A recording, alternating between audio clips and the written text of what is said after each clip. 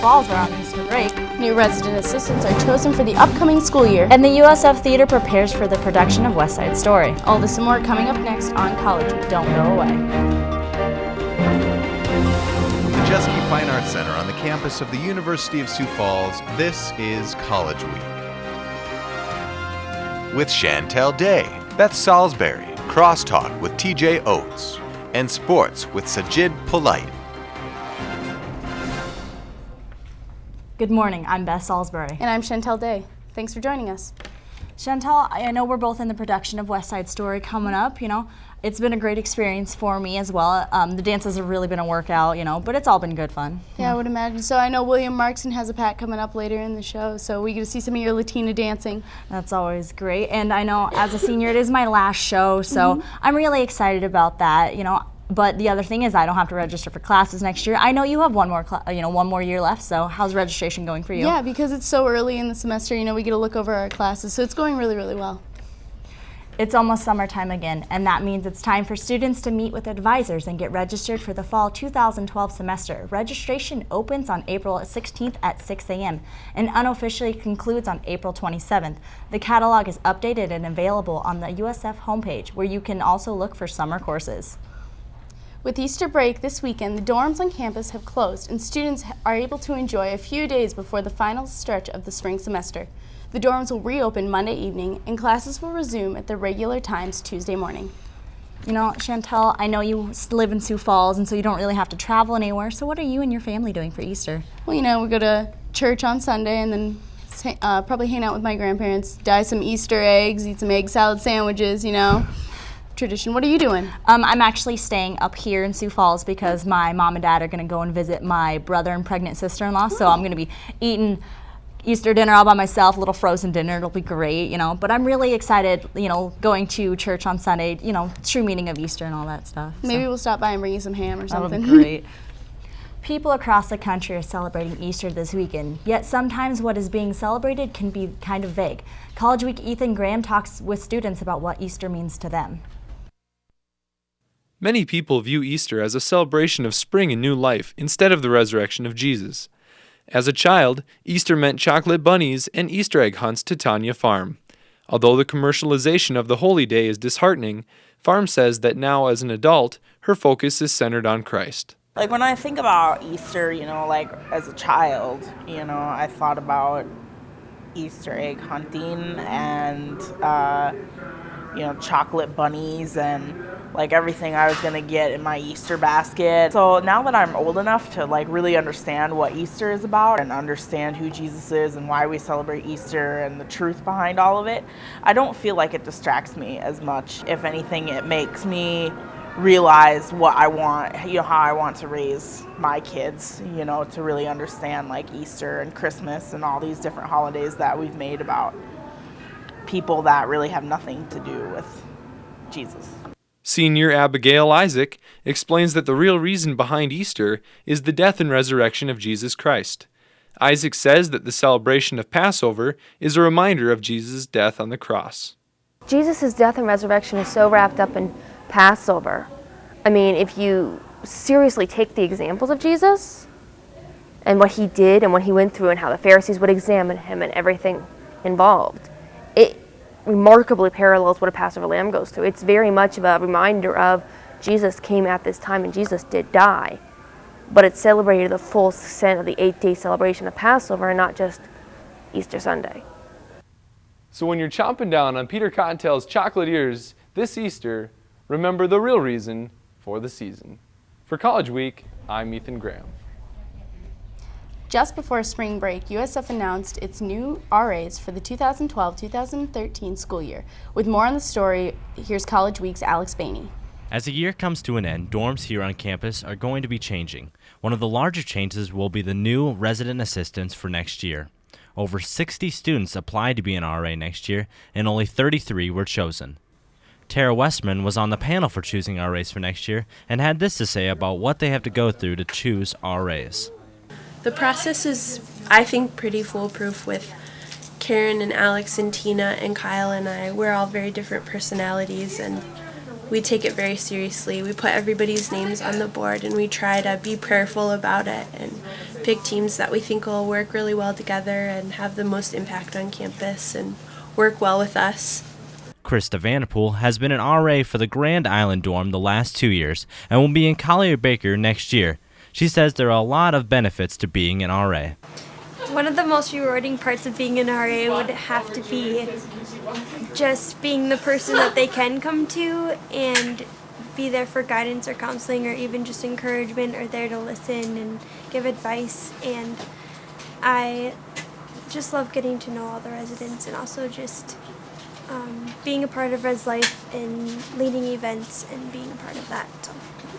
A new RA for next year will be junior Chase Ward, who will be stationed in Burgess Hall, and says he is excited about his new role on campus. I decided to apply to be an RA this year because I really felt like God was calling me and tugging at my heart to, as an upperclassman, to lead younger classmen in a better path than I went on my freshman and sophomore year. Although some students were not chosen, all are encouraged to apply again next year. For USF College Week, I'm Alex Bainey. Coming up next, Student Senate petitions are ready for students to pick up. Don't go away.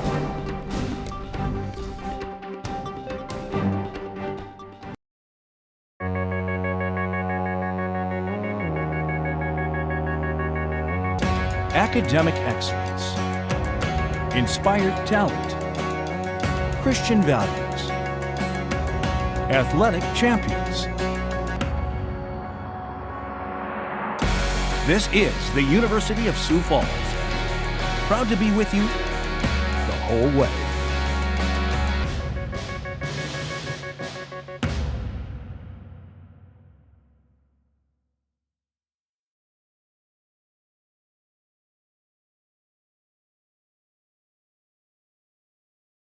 USF students, would you like to make a difference by representing the student body? To get on the ballot, all you need to do is pick up a petition from the Student Development Office and get 50 signatures from fellow students. Then turn in your completed petition by Friday, April 6th at 3 p.m. to the Student Development Office. Elections will be held April 16th through the 18th through an online voting process. Iraq War veteran and acclaimed poet Brian Turner will share his works and reflect on his life experiences at Augustana College next week. Turner's award-winning poetry has been published in many prestige literary journals. Both Turner's books, Here, Bullet, and Phantom Noise, explore what it means to be a soldier and a human being during a time of war. An event with Brian Turner will take place at 7 p.m. on Wednesday, April 11th, in the Kresge Hall Recital Hall at Augustana College. The discussion is free and open to the public. 1 year ago, USF brought their very own sculpture walk to campus. Beginning on April 14th, the campus will be receiving new sculptures. For more on the story, here's Eric Carlson. The second annual University of Sioux Falls Sculpture Walk is fast approaching. And as important as last year's pieces were to the event, this year, when the university exchanges the old with the new, a special piece will be added to the collection.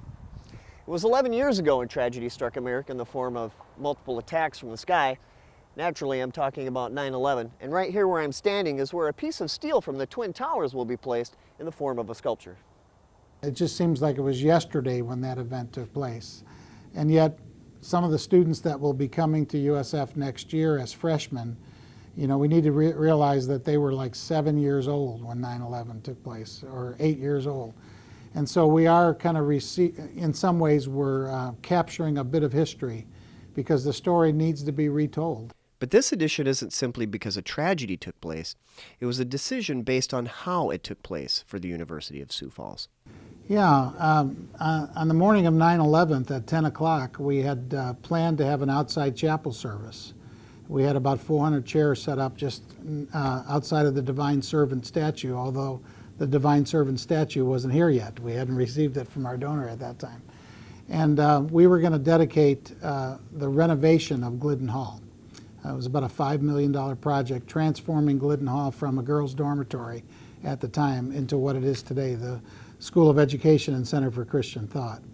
And so we had a big event planned. We had food. We had trustees had come in. The mayor was going to speak. Chamber of Commerce were going to be recognized.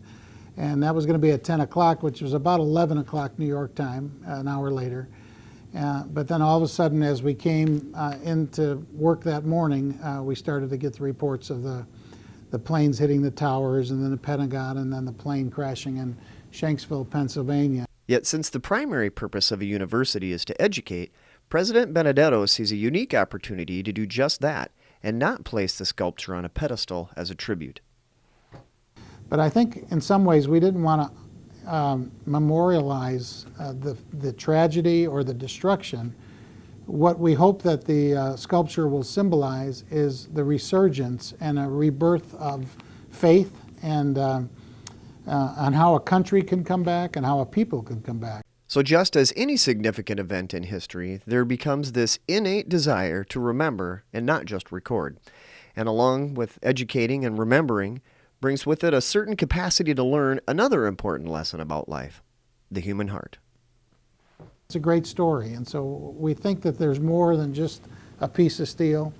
There's more than just honoring those who lost their lives, or the freedom, the New York Police Department or Fire Department that lost their lives trying to save people. It's really about sharing the story that through grief there's hope, and we've seen that over the last 10 years. For the University of Sioux Falls, I'm Eric Carlson. Singing, dancing, acting, and fighting. All these elements come together in the University of Sioux Falls production of West Side Story. College Week's William Markson has more. For this year, we have chosen to do West Side Story as our final musical for the year, for the 2011 and 12 series. And I am really excited about doing West Side Story. So far, it's been great. It's been a lot of work. The music is tough, but what do you expect from classical composers? Kim Bartling, Associate Theater Professor at USF, says how this production differs from productions in the past. West Side Story is going to be grand.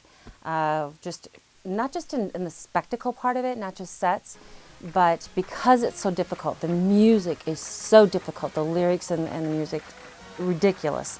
We have the students that can do it right now. And so when people come, they're going to see grandiose in the level of performance. I think this is not a normal college experience that people are going to experience on the stage in April. David Bowe, a senior at USF, says he believes the play will unite the campus and the community.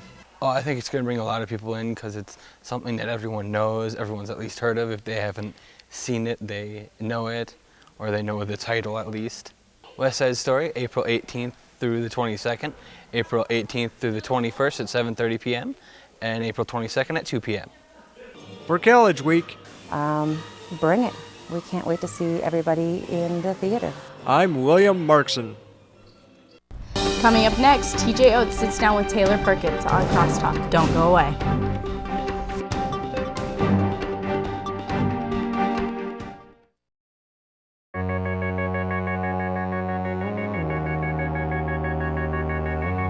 Academic excellence, inspired talent, Christian values, athletic champions.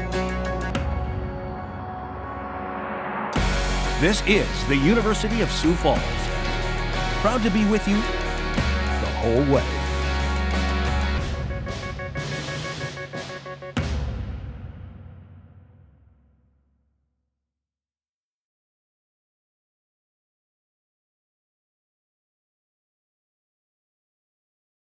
Good morning, and welcome to another edition of USF Crosstalk. I'm TJ Oates, and today I'm sitting down with Taylor Perkins, quarterback of the University of Sioux Falls. So Taylor, thanks for being here with me today. Thanks for having me. Absolutely. So what are you looking forward to most as you come into your senior year as for the football program? I think the thing that I'm looking forward to most personally is just me building off what I accomplished last year and establishing myself as the leader on the team, especially on the offense.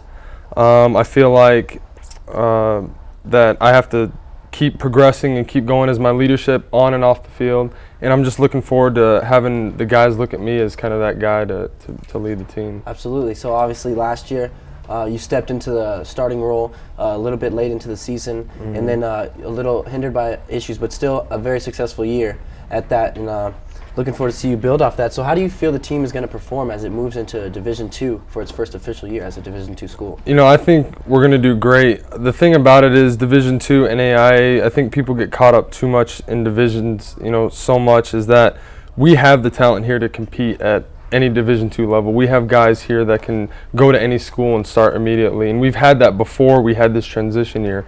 And it's just us being recognized as a bigger school and being more of a powerhouse.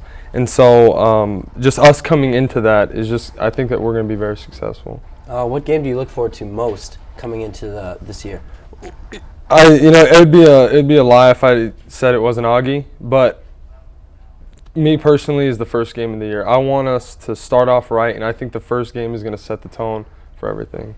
Absolutely. And so what are some goals that you have for yourself as you're moving into your senior year? It's obviously the most important year of your college career, I'm assuming. So what are some goals that you have for yourself? You know, personal goals on the field is, you know, you always have those statistical numbers, and I don't want to rattle off a bunch of numbers and stuff like that, but, you know, I want to be able to be the guy that is looked to when we have that time of need, when we need to make that big play, when we need to step up. I want to be that guy. And then off the field, like I said before, it's being the guy that anyone can depend on, personal relationships, just being with the team and involved with the coaches and the community.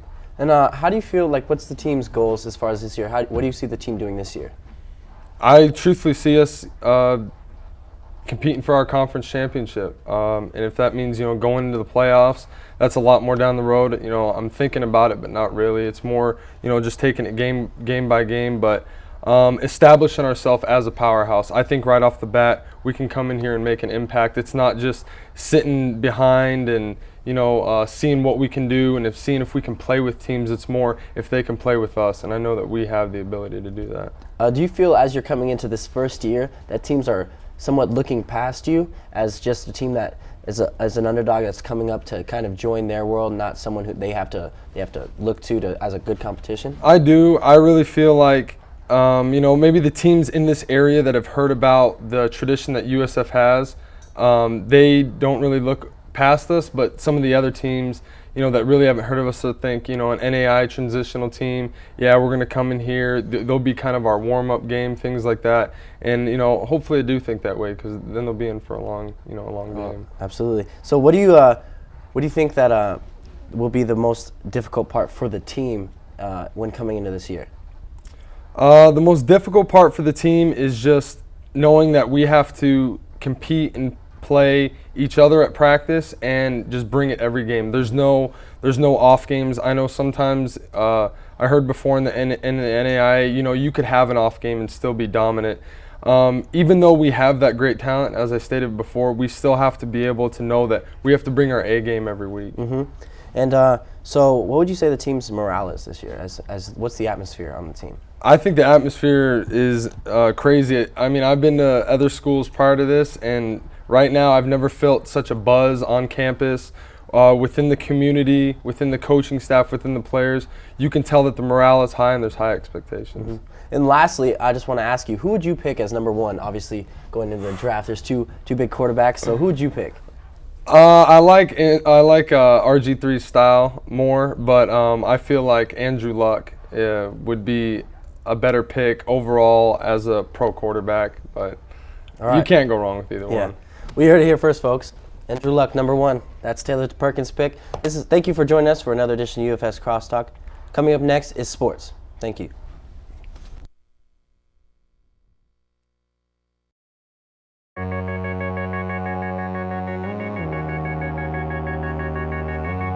Academic excellence, inspired talent, Christian values, athletic champions. This is the University of Sioux Falls. Proud to be with you the whole way.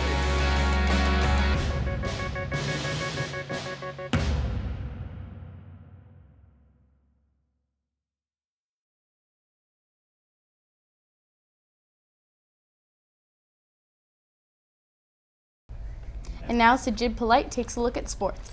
You know, Kansas lost in the championship game against Kentucky. I'm not too entirely happy about that because last time we were here together, I talked about how I'm rooting for Kansas all the way. You know, How do you feel about that? I actually agree. I was kind of disappointed Kansas lost. I'm not a big Kentucky fan, but you know, that happens in basketball. It does. You know, what else do we have coming up in sports? Well, March Madness wrapped up this past Monday night as Kentucky took down Kansas 67-59 to win the first title since 1998. Freshman Anthony Davis was named Final Four Most Outstanding Player.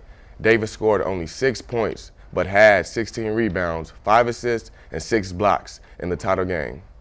For the Women's National Basketball Championship, the Baylor Bears finished the season 40-0 as they defeated the Notre Dame Fighting Irish 81-60.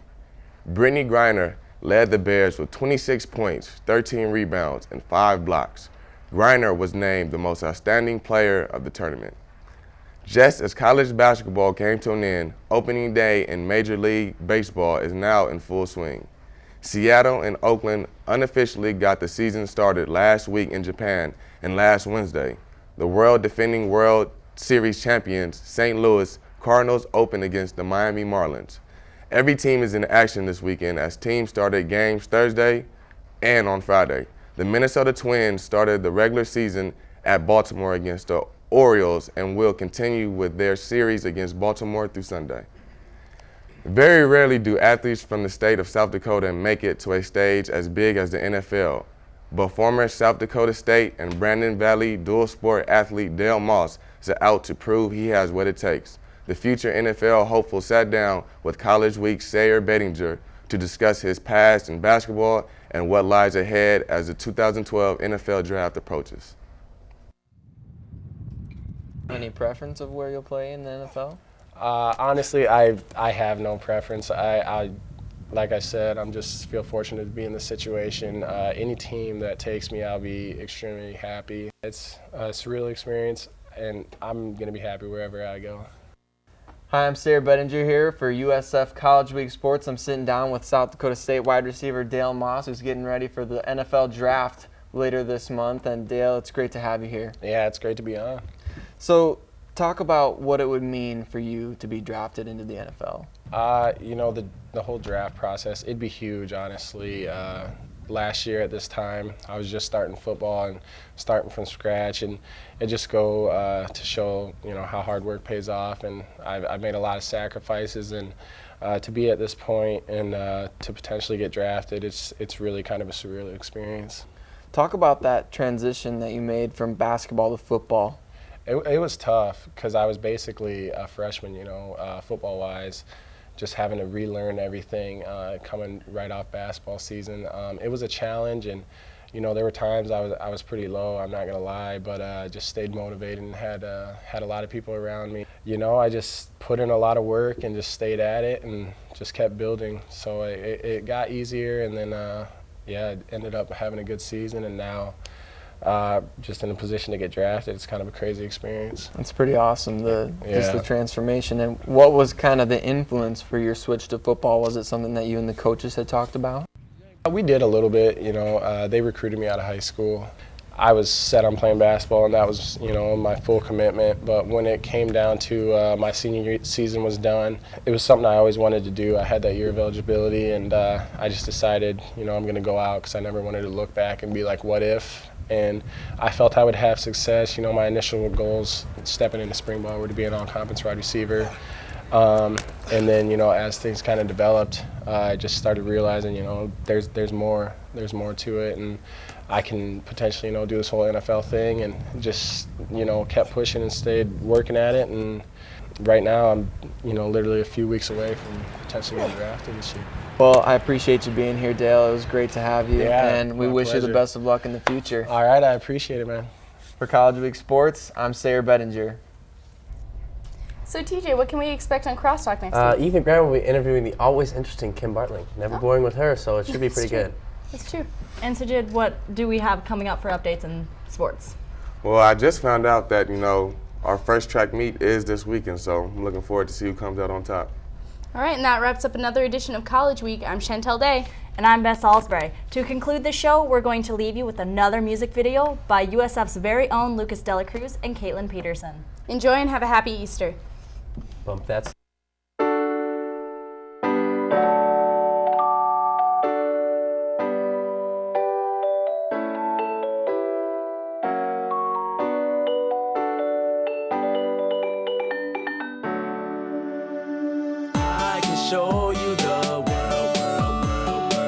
shining, shimmering, splendid, splendid.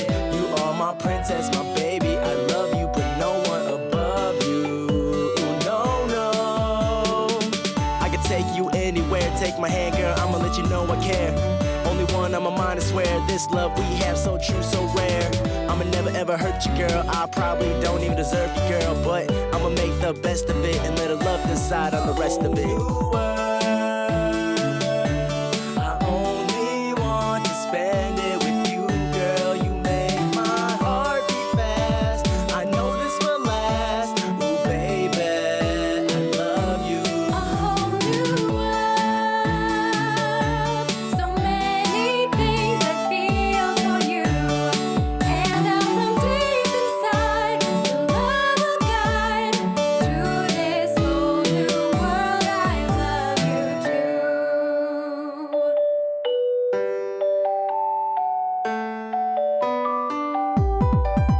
Unbelievable sights, indescribable feelings. Our love is like a magic carpet ride, and I can't see myself without you by my side. Hey, I ain't never gonna leave you now. In my eyes, I gotta see you now. Anytime I'll take you out. Let me show you what I'm about. You know I'll get it cracking. You know I'll make it happen. Go ahead and call it magic. Your love is so fantastic.